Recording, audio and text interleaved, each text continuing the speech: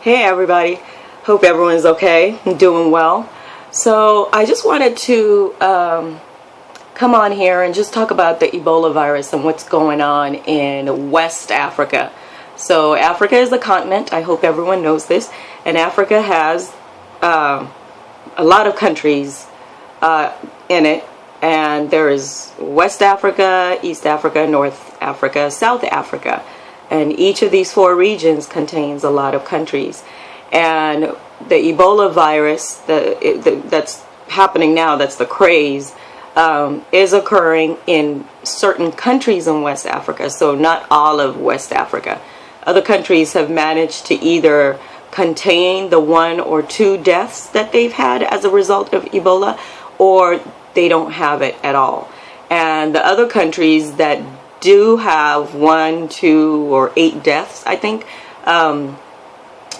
those people that died, they were infected by people that traveled from the main countries that are dealing with Ebola. So I believe that in Nigeria, the 8 people that died in Nigeria, it was because someone left Liberia and went to Nigeria, and this person was trying to make his way to the States. So before anybody gets all hot and bothered about that, this is an American person, individual, American, native born and raised, that was in Liberia, got infected and was trying to make his way back home. And that ended up affecting 8 people, killing them. The 3 countries that are mostly affected are Liberia, Sierra Leone, and Guinea.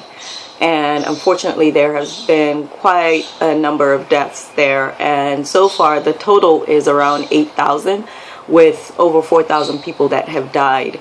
So the chances of someone dying from this disease are greatly increased. I think right now they're saying there's a 70% chance that people will die when they're infected with the Ebola virus. So it is a very serious virus to deal with, and the reason why the death rate is so high is because it is something that is foreign to the body. If it was like something like the flu or the cold, and these two are also viruses, but these two have been with us for just millennia. We've always had flu and virus and cold viruses. So our system is used to it. We understand the antigens when they're in our body, and we know how to produce the right antibodies to kill it. So it doesn't mean people still don't die from the flu and cold viruses. There are people that do die during the flu season from the flu infections. But with Ebola, it's just something that is so new to the body. So a lot more people are going to die until it stabilizes itself. Just what are things that you could do to protect yourselves? Wash your hands, wash your hands, wash your hands. There's nothing else that would be a greater method of prevention than washing your hands. And I'm not talking about washing your hands using those antiseptic or disinfectant hand gels. I'm not talking about that. I'm not talking about spraying a disinfectant on your hands. I'm literally talking soap and water. Use soap and water, and if you can, soap and slightly lukewarm or warm water. Those 2 things are what you need to as a preventative method. Especially if you deal with a lot of you have a lot of interactions outside. If you're someone that has to shake people's hands a lot, if you're someone that has to interact with just different people. And it's not necessarily about them, it might just be what people are carrying on them. So I'm not trying to call anyone out or say these are the types of people you need to be careful about. I'm just saying when you interact with people, we don't know what we're carrying around. And it's a way also of protecting the people you come across. You know, you don't know what you're carrying on your hands when you're interacting with people, when you're out in the elements. So you wash your hands, and it's a preventative method that saves you, keeps you safe, and keeps everybody else safe. Now, the thing with Ebola is that it's transferred. You get infected through exposure to the mucous membranes. So your eyes, your nose, your ears, your mouth. If you have any sexual interaction, so through that way also, And it is not something that is airborne, so you're not going to catch it simply by breathing in. You're not going to catch it because you shared a flight with someone that had the virus. Now, if you ate food using the same fork or drinking from the same straw with someone that had it, then maybe your chances are increased as a result of that. So it is still possible to contain this virus, and we all just have to be very diligent about how we take care of ourselves. But here in America, what I will tell you is your chances of dying of Ebola are slim to none, and extremely slim to none, even with what's going on in Dallas and the people that are being taken care of in Atlanta. And it seems like in those particular cases, it was a case of just negligence or poor regulations as far as the personal protective equipment that the people that were taking care of Mr. Duncan had on.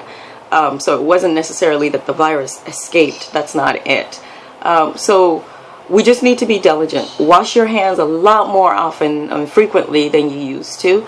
And just avoid sharing things, especially with people that you don't know. But even if it's people that you do know that have traveled elsewhere, if they've traveled to those 3 countries that I mentioned, yeah, you need to be careful about it, because the thing with Ebola is it takes 2 to 21 days for the virus to begin to manifest itself.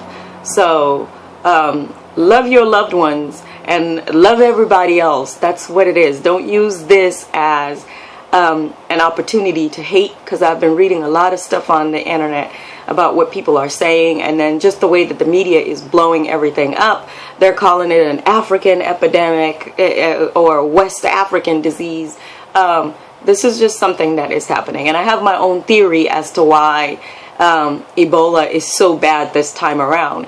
And when I say this time around, I mean Ebola has been around since 1976, y'all. So this isn't something that just came up out of nowhere.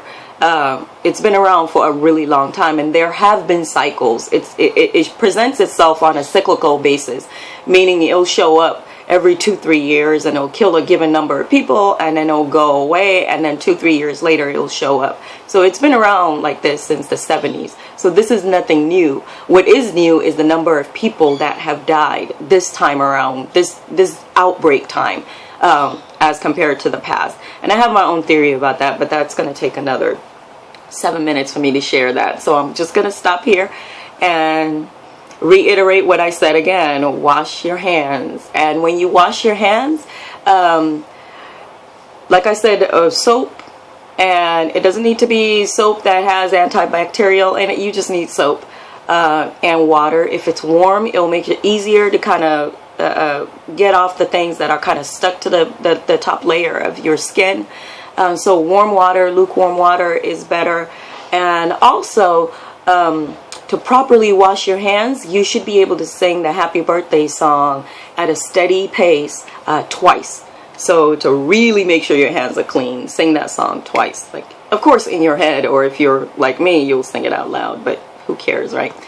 Anyway, I hope that was informative, and if I have something else that I think about that I think it's worth sharing with you guys, I will do that. Peace. Peace.